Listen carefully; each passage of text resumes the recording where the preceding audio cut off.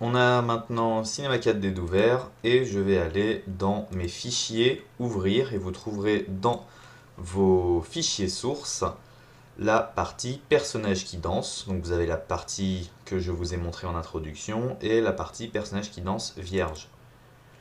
Donc là, vous allez uniquement avoir votre personnage qui danse et qui est animé. Voilà. Donc vous avez une longue séquence.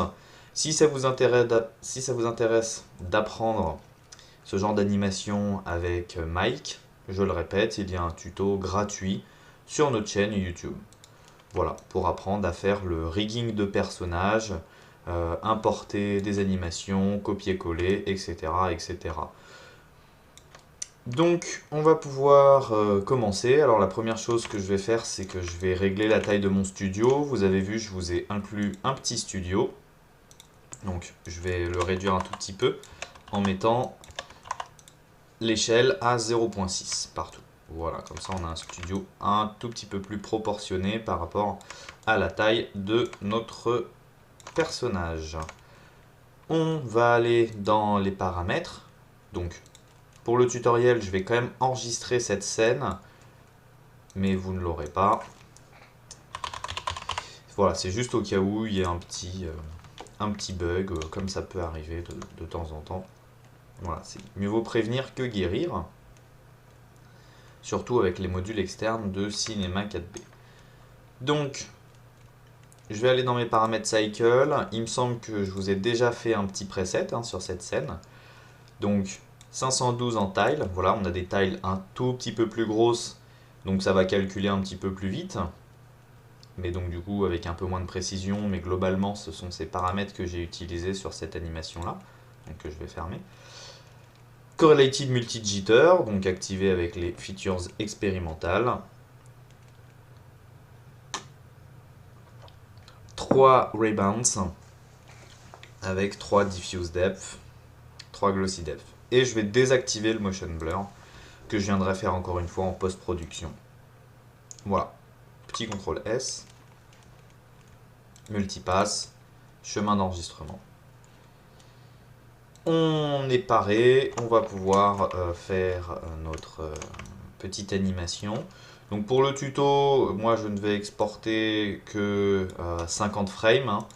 J'en ai exporté beaucoup plus, mais je vais me concentrer uniquement sur le mouvement.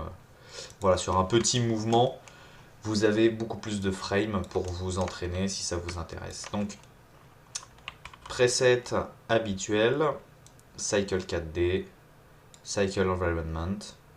Donc, je viens avec mon HDRI Link, Background Material, clic droit, vous commencez à connaître l'histoire, texture, Environment Texture, je réduis ma fenêtre, texture, tac, tac. Well Time Preview, je pose, CUDA, 12 samples, size 40. Je viens docker ça sur le côté. Voilà. Donc là, on a quand même déjà un très bon aperçu. Alors, c'est vraiment très très bien l'éclairage HDR, puisque là, on a quand même un éclairage studio assez convaincant, assez rapidement. Donc, on n'aura même pas besoin d'utiliser de lumière extérieure. Sinon, je vous rappelle qu'à tout moment, il est possible de créer vos propres éclairages en prenant des lights et utiliser des area lights. Donc là, je vais utiliser un HDR plutôt funky pour le plaisir de nos yeux. Donc je vais lancer mon browser et je vais aller charger, je ne sais plus lequel j'avais utilisé, je crois que c'était celui-là. Voilà, donc celui-là s'appelle Colors Softbox 3 et ça nous permet d'avoir des softbox colorés. Donc ça donne un look très très marrant, je trouve, à l'animation, très chewing-gum, un peu surréaliste. Et c'est pas mal de varier un petit peu. Et puis du coup, l'avantage d'utiliser l'image-based lighting, donc c'est-à-dire les méthodes d'illumination globale avec des images, donc le cycle environment, c'est qu'on s'embête pas à placer nos lampes partout. Voilà, donc c'est quand même très pratique. Certes, on a un petit peu moins de contrôle, mais voilà, on peut faire des éclairages, vous avez vu, en un seul clic. On va créer notre matériau de wireframe qu'on va venir appliquer sur tout notre personnage. Donc,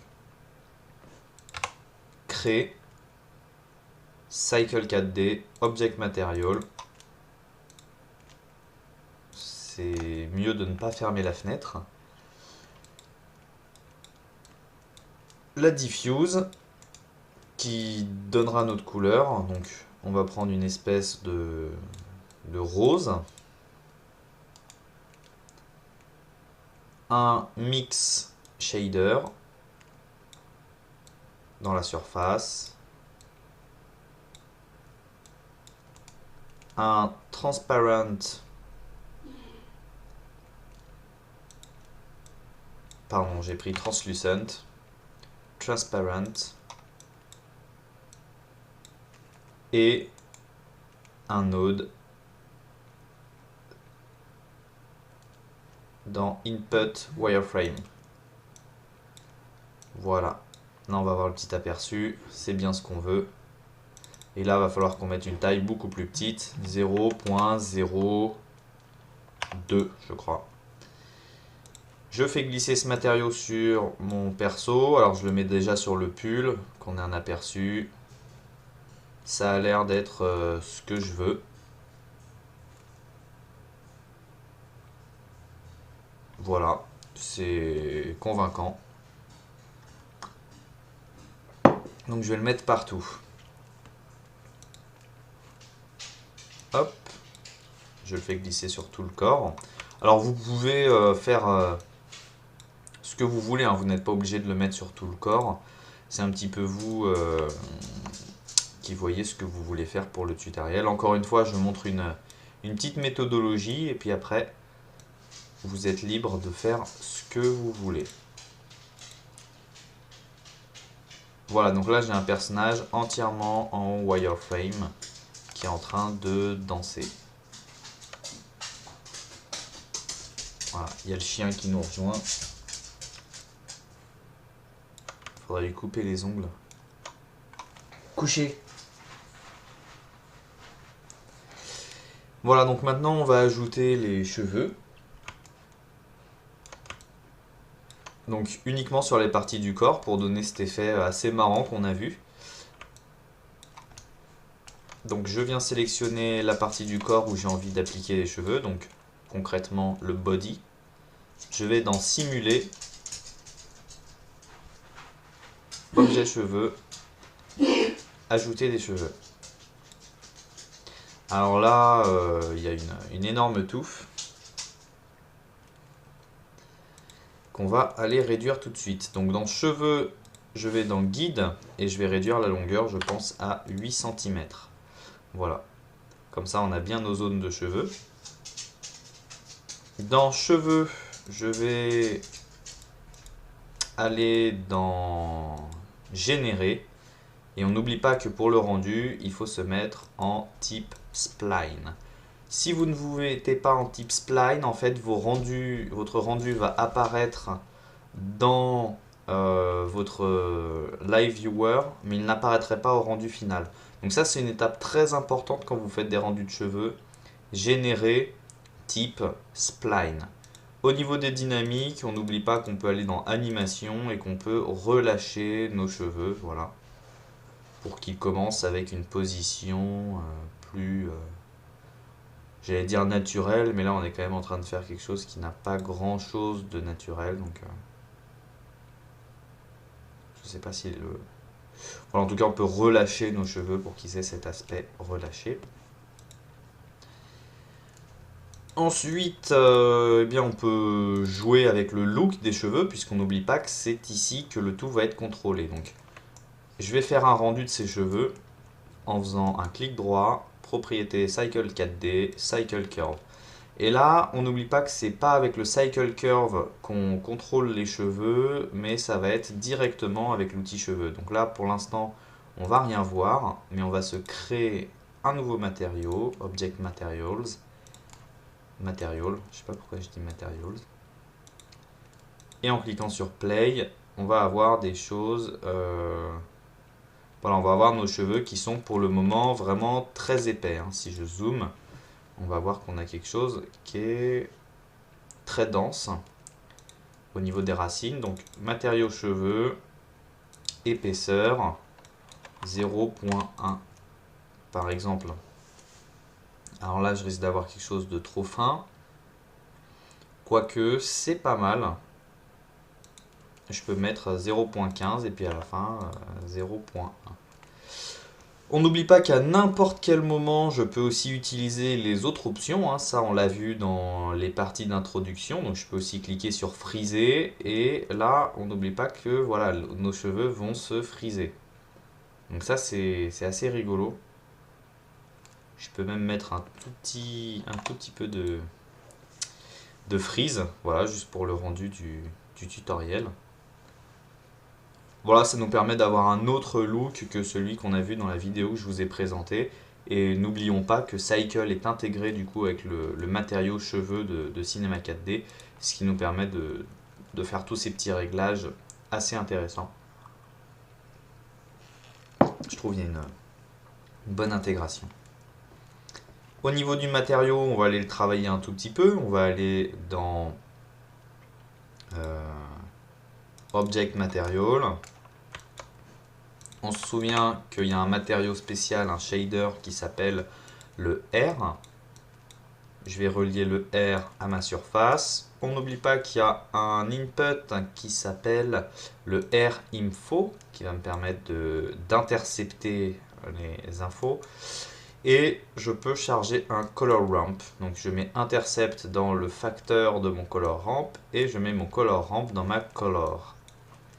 Et attention, la magie va opérer. Je vais pouvoir colorer directement mes cheveux avec des dégradés. Donc là, color ramp.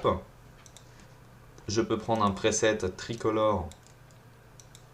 Donc le Rastafari, prononcé à la française. Et je peux venir choisir des couleurs, par exemple le rose du background. Je peux prendre un truc un peu plus violet, un peu plus rose. Voilà, et voilà, j'ai dit plus violet. Donc, hop, on se balade. J'ai changé mon sélecteur de couleurs entre temps. Voilà. Et là, si je relance un aperçu, j'ai changé mes cheveux. C'est pas beau comme ça. C'est pas beau, je vous l'avoue. Donc, bah, écoutez, à n'importe quel moment, rien ne nous empêche de changer les nœuds. Hein.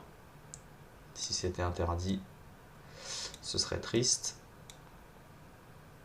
Voilà, donc à vous de régler un petit peu l'aspect que vous avez envie d'avoir en jouant avec des couleurs.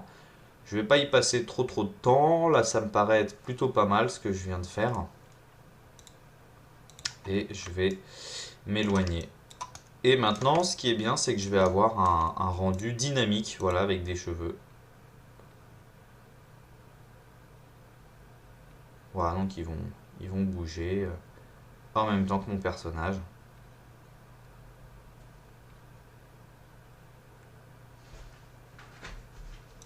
Voilà, et à n'importe quel moment, on n'oublie pas que voilà, ils sont bien rendus, ils sont bel et bien là. On a bel et bien notre wireframe qui est présent. Donc pour la dernière étape, on va créer un léger mouvement de caméra. Et puis finalement, pour la phase de compositing finale, je vais réutiliser la séquence que j'ai déjà exportée. La séquence tirée du fichier personnage qui danse. Voilà, je vais réexporter cette séquence puisqu'au final, j'ai exactement utilisé le même processus. Voilà. Plutôt que de refaire un rendu et de se pénaliser un petit peu de temps sur le temps d'enregistrement, je vais réutiliser les séquences d'images que j'ai déjà faites. Puisque là, vous avez la méthode, donc vous n'avez plus qu'à lancer un rendu, vous de votre côté. Je vous invite à lancer un rendu sur une séquence un petit peu plus longue et puis trouver des couleurs qui vous plaisent bien, trouver un HDR qui vous plaît bien. Voilà, on n'oublie pas qu'à n'importe quel moment. On peut aussi changer le look de son animation, tout simplement en changeant le lighting. Ça donne une toute autre ambiance à notre rendu. Donc voilà, je vous invite à expérimenter de votre côté, à créer, et avec la méthodologie, à faire un petit peu ce qui vous plaît. Donc la dernière chose que j'avais fait, c'était ajouter une caméra sans aucune depth of field. Voilà, j'avais aucune depth of field et je me suis juste créé un léger mouvement. Donc on va revenir dans personnage qui danse tutorial, cycle 4D, la caméra, et on peut créer un léger mouvement. Alors vous inquiétez pas pour les cheveux, hein, c'est un bug d'affichage. Donc voilà, je peux me mettre, je prends l'angle qui me plaît. Voilà, vous voyez que si on refait play, ça revient correctement. Je peux mettre une clé d'animation. Je me mets à la toute fin. On peut en mettre une autre clé d'animation. Par exemple avec un simple mouvement qui s'approche. Je remets ma clé. Et là, sur toute mon animation, voilà, je vais avoir un petit aperçu. Donc je vais désactiver les cheveux.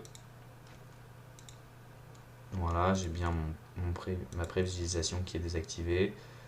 Donc après, voilà, à vous de voir ce que vous avez un peu envie de faire au niveau du rendu.